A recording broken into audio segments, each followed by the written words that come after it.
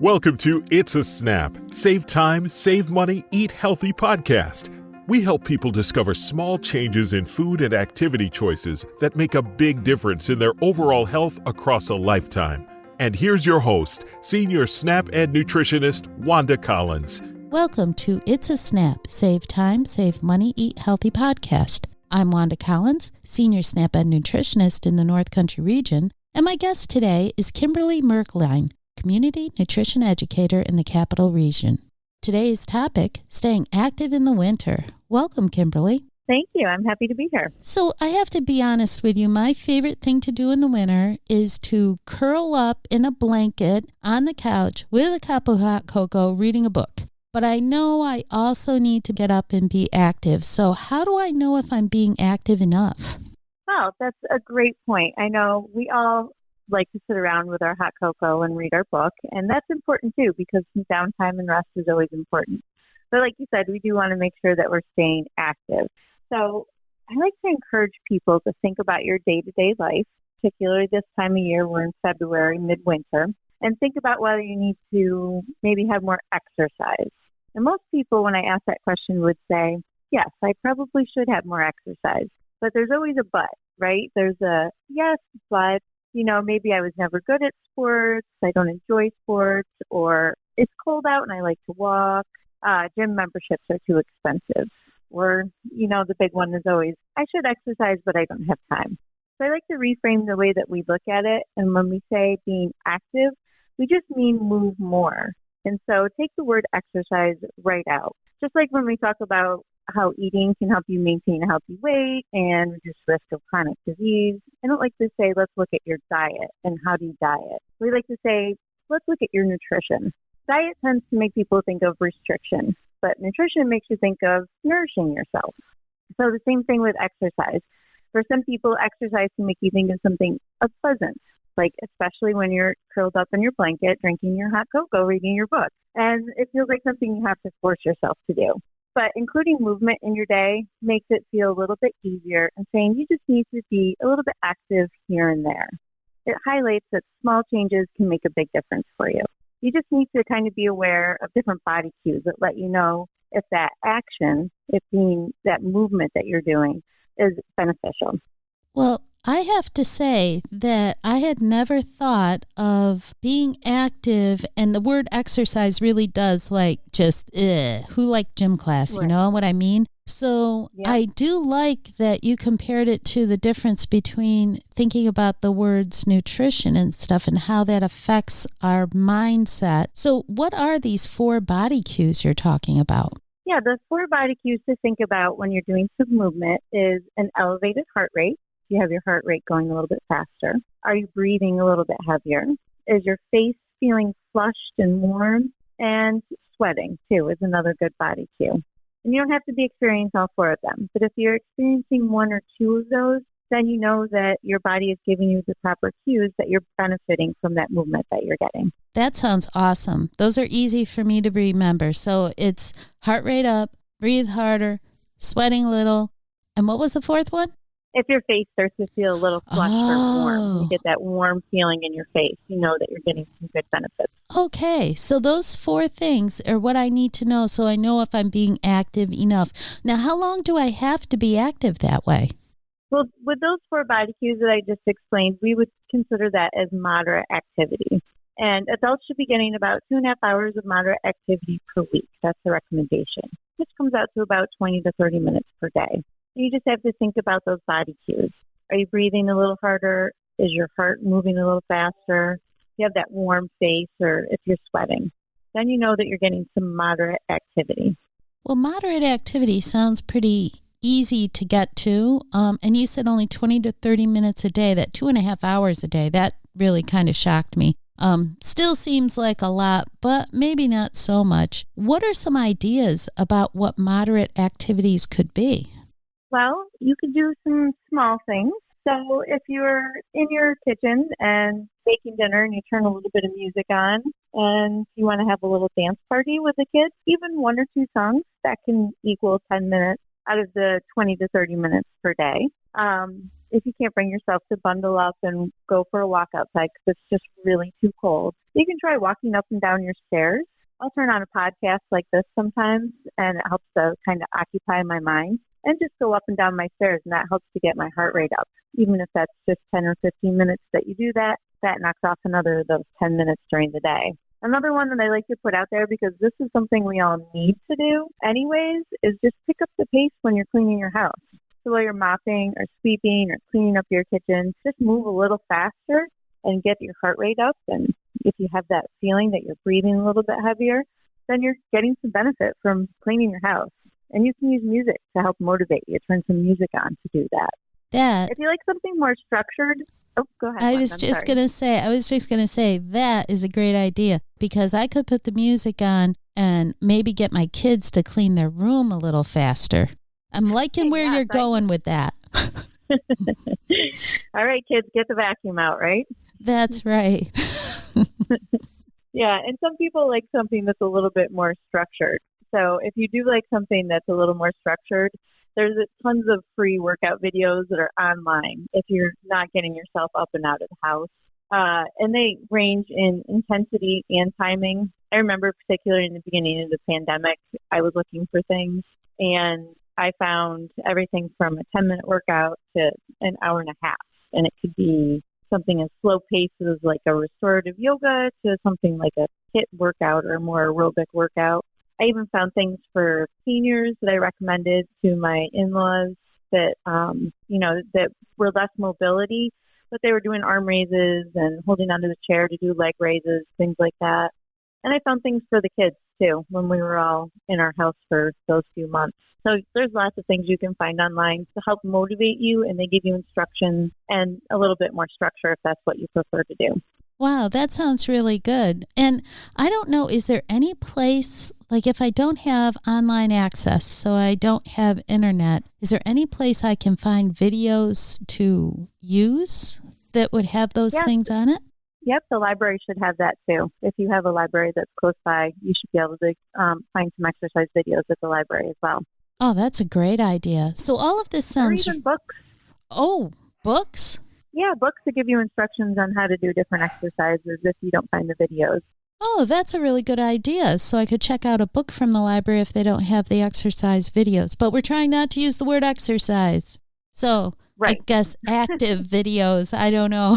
Movement, yes. Movement videos and movement books. Yeah, that sounds really good. So I think and don't discount, going out and playing with the kids too. If you have a day that you can go sledding, go walk up and down the hill with them. If it's a nicer day outside and there is some sunshine, I always encourage people to try to, bundle themselves up and get outside and at least get a little bit of sunshine, even if it's just that 10 minutes that we talked about. Oh, that would be nice. It would be really nice. Up in the North Country, we have had one of the most cold winters we've had in 4 or 5 years. And getting outside has been a challenge. But boy, if there's a sunny day, it does feel good to get out there even for 10 minutes just to see the sunshine and enjoy it. Right. Yeah. So and it's been rough because there hasn't been a lot of snow to play in either. So. Oh, really? Right, just being out there for 10 minutes. Yeah, we just got some snow, but throughout most of the winter, we haven't had a lot of snow, which, then it's just cold out. There isn't really much to do, but just getting out and getting some sunshine and going for a walk can be great. You know what? I have to say, if you want, we'll get trucks and send some down to you. We have plenty of that. Well, that's great. Good for you. So I'm curious. We've talked about moderate activity, and I have heard the term vigorous activity. Is that really a thing, and is it something I need to do? You don't have to engage in vigorous activity, but the way you would know if you are is if whatever movement that you're doing leaves you unable to carry on a sentence or a conversation. So if you're breathing so hard that you can only get 1 or 2 words out without having to take a breath, then you would consider that more vigorous activity. If you are getting vigorous activity, you can get a little bit less throughout the week than I said, the 2.5 hours in the week. But you don't have to be getting that vigorous activity. You can just stick to the moderate activity with those 4 body cues that we spoke about. Okay, well, that makes sense then. And I would just like to take this opportunity to let our listeners know if you would like to make small changes that can make a big difference, find recipes, or find a New York State SNAP-Ed office near you, visit our website, snapedny.org. That's snapedny.org. And you can also find us on Instagram, Facebook, and YouTube. So I'm thinking about all these things, and you mentioned before that sometimes time and stuff like that can get in the way. And I know for my family, having the time to do 2.5 hours of activity in a week, or just having the energy because it gets so dark and you just don't feel like doing it, can get in the way of us doing activity. So I'm curious if you could answer a few of these barriers to activity that I have written down. If you could let us know some things we could do about them. Would that be okay? Sure. Okay, yeah, so that'd be great. my first one is energy. So if I don't have enough energy to get up and go do something. Well, energy, like you said, when it's dark out early, when the weather is cold, we do feel like our energy is sapped. But it's okay to, like I said, do 10 minutes at a time, which can help to think of it that way instead of thinking of it as a big chunk that you have to do at once.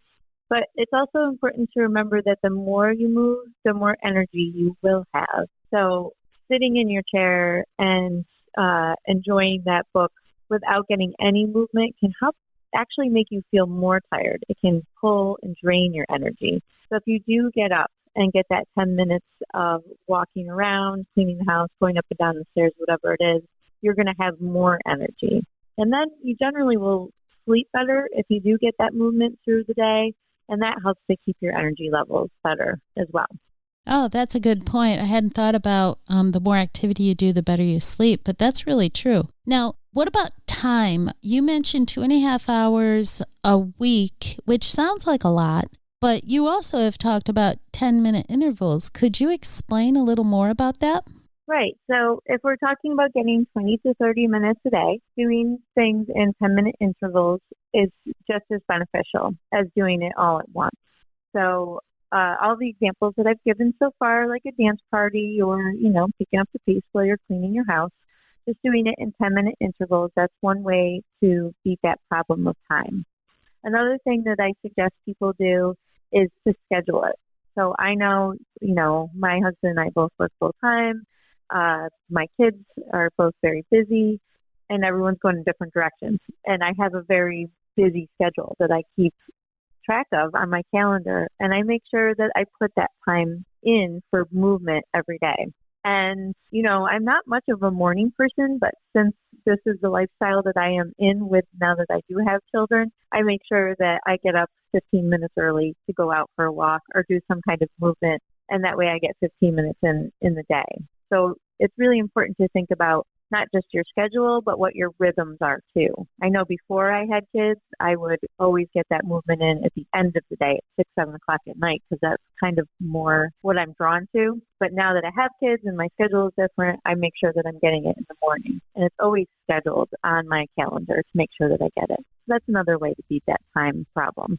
Oh, that is really interesting. I have to say, I can relate. I have always been a night owl and not a morning person, but after having my children, I find I get up in the morning easier. So I could probably get 10 minutes in then. And I like the idea of scheduling the time, making it part of my day. So I may have to start trying that.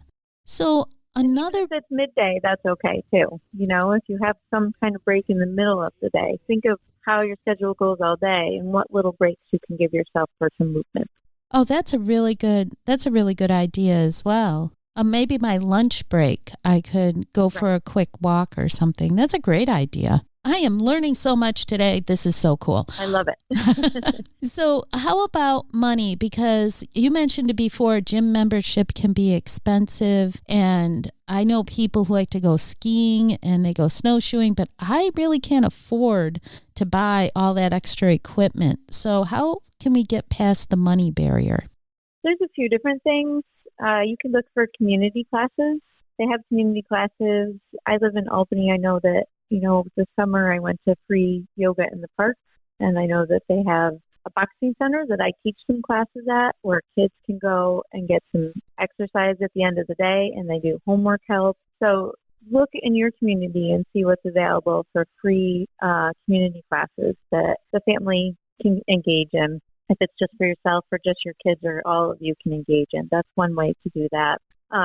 Maybe look for some used bikes, because a new bike can be expensive, but if you can find some used bikes, you might be able to find some used bikes for everybody to go for a bike ride. And again, look for those free online classes that go through some yoga or some different movements that you can do right at home, and you don't have to pay for that gym membership. Oh, that sounds like a good plan. Those are all good, inexpensive things to do. And are most community activities, are they most of them free or very low cost? Yeah, I find that a lot of them are free, or they will say pay what you can. So if you have a couple of dollars, you can leave it. If you have $10, you can leave it. And if you don't have anything, then they welcome everybody. So it depends on the community class, but you can look and see, what the stipulation is before you go. That sounds really, really good. Now, one of the things, since we're talking about being active in the winter, one of the things is our weather. Now, I know up in the North Country, we tend to get those Arctic chills that are below zero evenings and nights, and sometimes even during the day. And we also get something called lake effect snow, which prevents you from doing anything. So what can we do? Sometimes you can't even get out of your house. Right? Exactly. Yeah. You physically can't get out. That's right. When you open the door and there's 3 feet of snow there, you go, yeah, I'm not going anywhere today. So, right. So how can we get past this winter weather that can be so difficult? And I know that's the North Country, but I also know other parts of the state, they get a lot of ice or, whatever it is we get in the wintertime. So what can we do about weather? Mother Nature doesn't always cooperate. No, that's very true. And I know that was it last week or the week before, we had a long stretch of days that it didn't get over 15 degrees outside. And you're not crazy about your kids even bundling up and going out for too long when they're in that kind of weather either. So that's where you come back to some of those things that we were talking about. Instead of going out for a half hour to play, do it inside and turn some music on and have that dance party. Instead of 1 or 2 songs to get 10 minutes in, maybe make it a 20-minute, half-hour dance party. Cleaning your house, like I said, things like that. Try and find things that are safe inside to do. I know that some people like to go to the mall as well and just go for a walk around the mall because the mall is generally warm. If you're able to get out, that's one thing you can do. You can check a bus line even and see if the bus would take you to the mall to just go and walk around for a little while. Well, that is really good information. And I have to say, I have a friend who came from a very warm climate. And the first time she took her daughter outside, her nose turned pink and it kind of freaked her out. Is it okay if little noses get a little pink in the winter time? It's okay if they get a little pink, yeah. It depends. You got to watch the weather and how cold it is. It's a difference of, if it's 2 degrees or if it's 25 degrees. That's a big difference on how long you want them out. But yeah, it's okay for them to get a little pink in the rosy cheeks. You just want to be careful not to leave them out for too long and let them tell you when they're ready to come in too.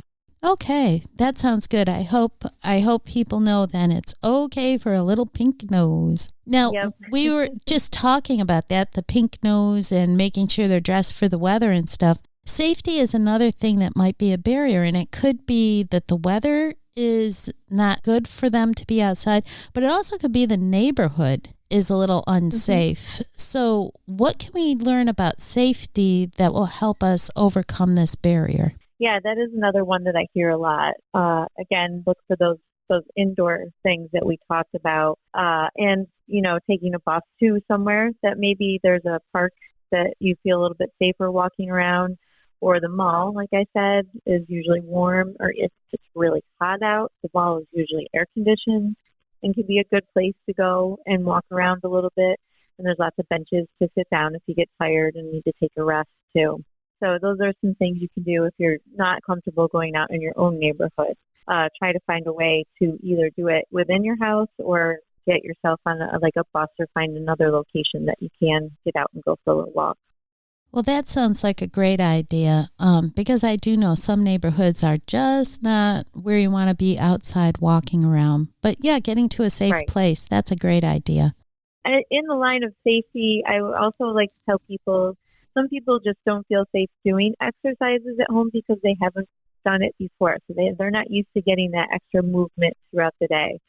And it doesn't have to be exercises like we talked about, but even if you're not feeling safe about getting extra movement, you should talk to your doctor and ask them what kind of movements will be safe for you, and start slow and do a little bit at a time, and you'll find yourself getting stronger too.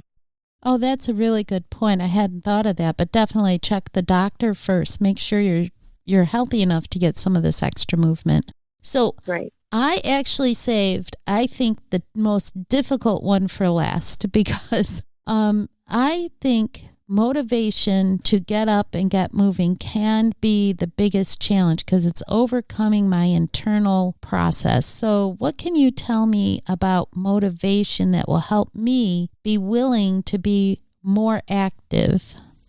Yeah, you're absolutely right. Motivation is one that I hear a lot, and it is something that holds most people back from getting the movement that they should.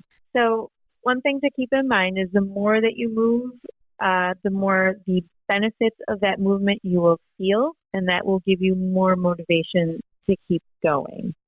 So the motivation can come from learning and knowing the benefits that come from that movement, and then saying, which one of these benefits is really important to me? Which one is standing out to me? Know why you want to get that movement and how it's going to benefit you, your children, your family, and help that be your motivation. And then once you start to move more, it's like a cycle where you want to incorporate even more movement because you feel better. Where the less you move and the more you sit, it makes you want to sit more, right? And then you kind of slump into that. But the more you move, the more motivation you're going to have to move because you're going to start to feel those benefits. Oh, that is really great. I love that. I'll have to start moving more and then appreciating the fact that I can move more in the middle of winter when it's cold. But it's ways of getting around that. And when you have a dance party with your kids or whatever, even by yourself, sometimes it's just fun and you're like, oh, I'm glad I did that. That's right. Dance like nobody's watching. So exactly. Even if they are. You're doing your housework like a crazy person and nobody's looking, there's nothing wrong with that. That's right. That's right. So I have to ask, we've talked a lot about activity. What is the reason I should be active to begin with? What are some of the benefits of activity? Oh, good question. So there are those benefits that I talked about that give you the motivation, right? So while I go through the benefits, and I'll go through a whole list of them here, I just want to encourage everyone to think about what is most important to them and why. So there are physical, mental, and emotional benefits to being active. So let's start with the physical benefits. One is that you'll sleep better. So if you're somebody that has a difficult time sleeping, the more movement you get throughout the day, a lot of times that's going to help you sleep better at night. You're going to be more tired when it comes time to hit the pillow. Another is to maintain a healthy weight, and another is to reduce the risk of chronic diseases like diabetes, heart disease, certain cancers. And then as we age, that movement that you get throughout the day can help you maintain healthy bones and muscles so that you can keep up with your kids or your grandchildren, and it helps for you to maintain your independence as well. And then there's the mental benefits. So the mental benefits that come from it is basically that it just helps to sharpen your focus. So if we're talking about kids, it's going to help kids do better in school. And it's really beneficial at any age to help with cognition and just staying sharp. And then there's those emotional benefits that are really important to people. I know, Wanda, you said that you sometimes feel like just sitting there in your blanket and your cocoa and your book. And that does feel good. Like I said, I wouldn't discourage that at all. But sometimes if you do that without any movement, you start to feel like you're in a funk. And the longer you stay in that, the more of that kind of funk that you feel. So movement will help boost your mood, and it can help to make you feel better. And for the same reason, it helps to reduce your stress too. So it's a mood elevator, and it helps to reduce your stress. So if you're somebody that's dealing with either one of those and need a little bit of help, extra movement in your day is going to boost that mood and reduce your stress. And I have an example that I've been thinking about that happened this week to me. So my kids on Friday had a snow day, and I worked from home. And because I was working, the kids did all the outside work for me. They went out and shoveled, they walked the dog, and then by 3:30 I was done with work. And I was kind of feeling like I was in that funk. I was in my big comfy chair. I'd been looking at my computer all day. I had a warm blanket on. I just wanted some hot tea, and I was like, oh, we'll just throw on a movie or some TV, and I can just zone out now. And my kids wanted to go sledding, and I wasn't really in the mood to do it, but they were so good about helping me out in the morning. I said, okay, we'll get the dogs, and we'll walk over to the hill. It's a few blocks from us, and we'll go sledding. And while I was there, I just had a moment watching the kids and thinking about how much better I felt. And I was spending some time with them. I was walking up and down the hill.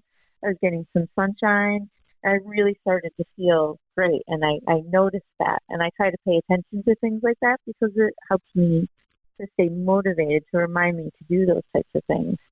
And once I was there and I did it, I had no regrets for getting myself up and out of the chair.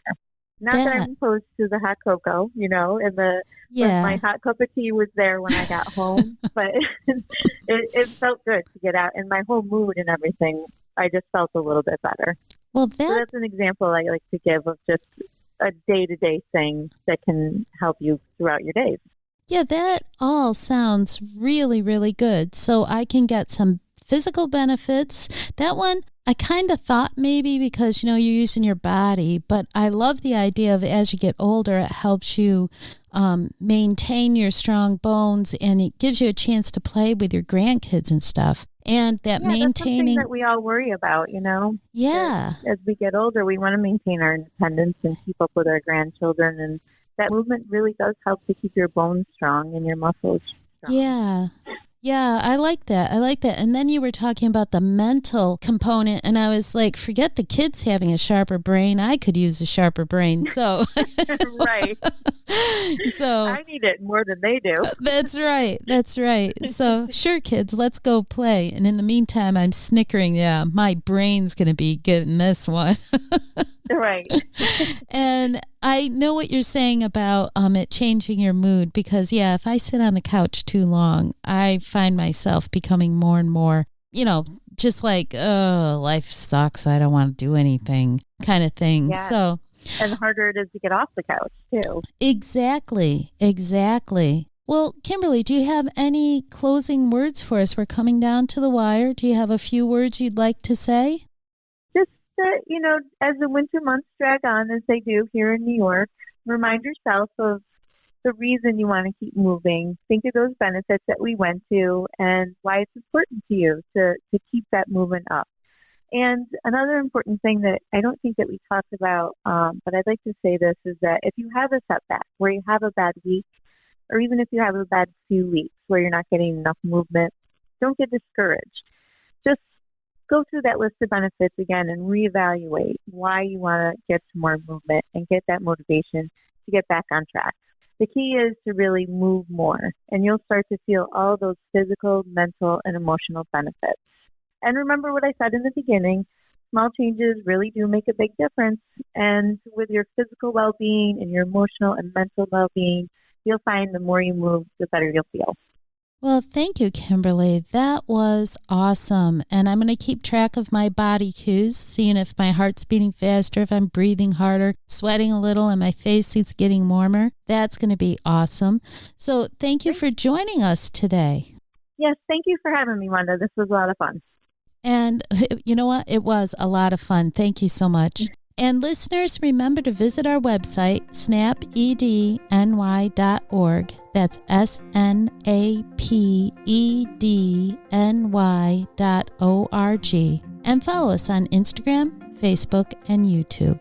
Thank you for joining us today.